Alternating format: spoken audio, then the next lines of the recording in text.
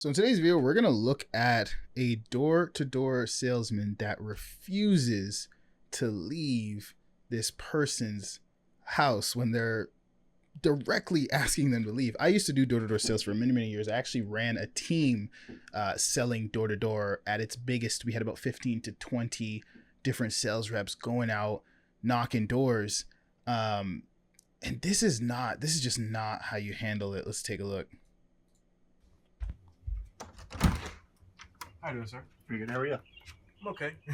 My name is Mark. I work with Direct Energy, the licensed supplier to Pepco, Washington Gas. So I'm not here to sell you anything. I already have our services.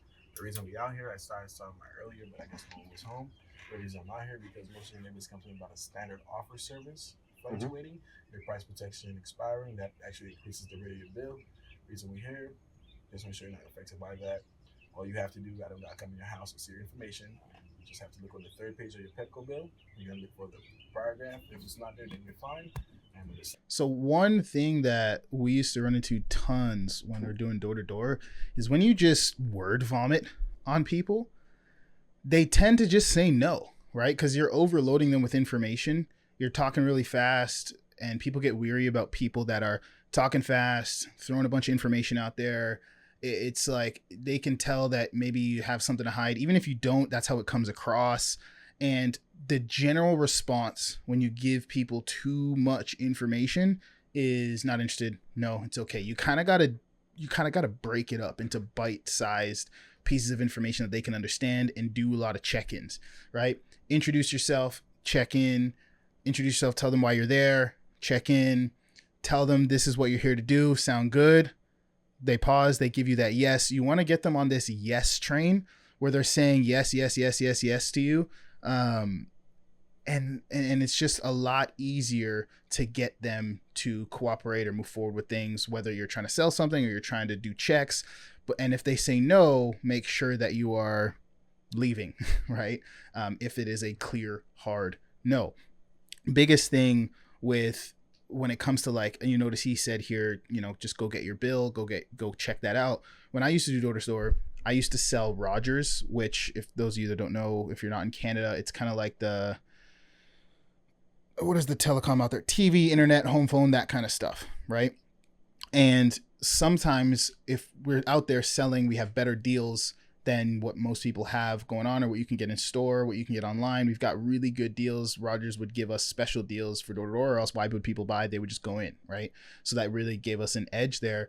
And a lot of times people just didn't know all the details of their stuff. So they actually had to go inside to get their bills sometimes to understand what they had so that we could compare to the packages we were selling to get them a better deal. And what I found worked really, really well, instead of being like, blah, blah, blah, blah, blah, just go get your bill and da, da, da, and giving them all this information and then making an ask, I would break it up and make the ask and do separate things so that they can have bite-sized information, so that when, like, each ask was easy enough to stomach, and then they would go do it, right? So instead of being like, yeah, we can do a quick comparison, all you got to do is get your bill, we'll look through the bill, we'll see what's on it, we'll see if our packages are better than their packages, so we'll get your bill, right? They're gonna be like, that sounds like a lot. No. So instead, I would say something like, do you get your Rogers bill paper or online? They'd be like, paper. The check-in, they would respond. Then I would say, do you have it somewhere nearby? Like, yeah, I think I got the mail on the left there. Can you go grab it? Okay, cool. So now the ask was like really small and easy because they're already thinking about if they get it paper. That's in their mind now. Now I'm like, where is it? They're like, it's right on the table. So then when I say, you want to go grab it? They're like, in their mind, it's such a simple thing. It's like, well, it's already right there. They've already thought about where it is and they can just go grab it quick and come back, instead of them being like, instead of me saying the whole thing and then making the ask at the end, they're like, I don't even really know where my bill is. Where's the bill? It's somewhere. Just forget it. No, I'm not going to go get it. Right? It's just too much all at once. And this guy's just like blowing his load on the person. Let's keep listening. Second page of your Washington gas bill, you're going to be looking for the PGC commodity charge, and just let me know what that is. I'm not interested. So even he's like, this is the charge you're going to look for. Go get your bill. This is the charge on the bill. It's just all these things. And his response is just not interested. Anything you guys got. And I think I've actually trespassed you guys from my property before.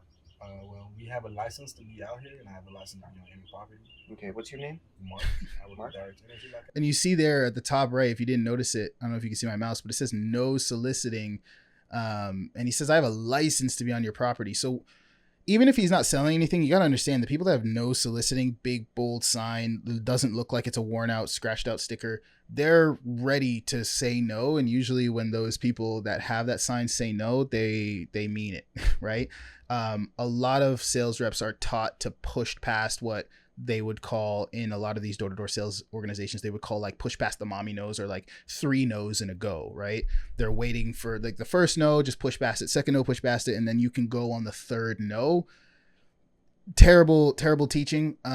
You kind of got to recognize what is going on and what the context of the conversation is. Sometimes it's okay to make another offer when they're kind of giving you a soft no, but when someone is clearly like not interested, no, like you're going to see here in this video, you definitely just want to go to avoid any problems, and you're wasting time that could be spent on other doors. Let's keep listening. I said, it's not anything to not be interested in. Okay, I don't have a relationship with you guys, so You do because you use our gas and electricity from Pepco Washington Gas. Okay. With all due respect, please leave my property.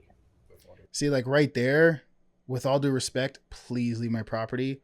I would have just turned around. I would have said, have a good day, turned around and walked away. You're not going to arm wrestle this person into a sale or into doing whatever step you want them to take.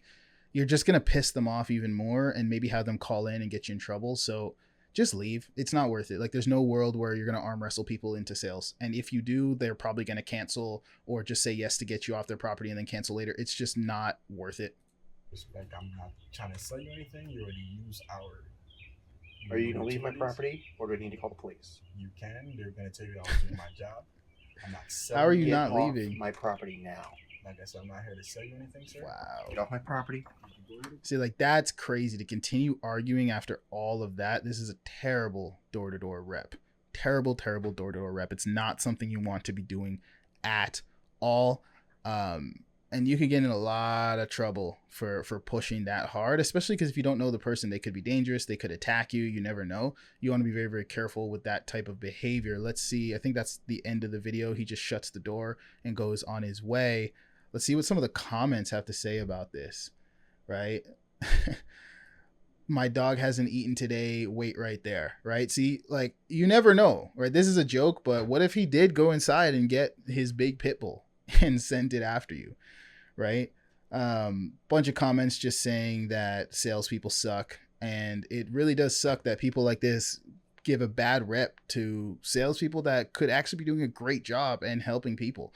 Right? I remember when I was doing door to door, there was some like elderly people that were paying like $300-400 a month for their TV, internet, home, and phone bill when I was walking around with like better than what they had, but for $100, and I could actually help these people save a ton of money and get better services. But because of sales reps like this, no, like people are much more hesitant and much less willing to have that conversation.